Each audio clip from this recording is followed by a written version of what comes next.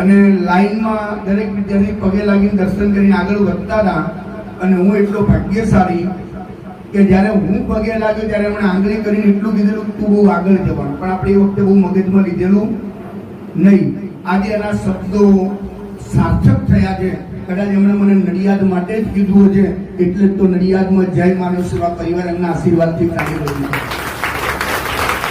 અને આ પ્રસંગ હું દરેક જગ્યાએ કહેતો હોઉં છું કે મને એક એવા સંત મળ્યા હતા જેણે મને એક વાત કરી હતી, અને વાત થકી આજે જય માનવ સેવા પરિવાર આજે નડિયાદની અંદર વિવિધ સેવાઓ કરી રહ્યું છે. અને અહીંયા સંતો મહંતો ના આશીર્વાદ થકી આજે આ દીકરાનું ઘર, અમારું પાંજરાપોળ, ગૌશાળા, ઘણી બધી સેવાઓ આજે આ સંસ્થા જ્યારે ચલાવી રહી છે એ આપ સર્વેના આશીર્વાદ છે. અને આપણે અહીંયા જ્યારે મેડિકલ કેમ્પનું આયોજન કર્યું છે એ દર્શનાબેન એમની સમસ્ત ટીમનો હું હૃદયપૂર્વક આભાર માનું છું કે આપણે બહુ જ સરસ અને ભવ્ય આયોજન કર્યું છે. એ બદલ આભાર. સૌને જય મહારાજ.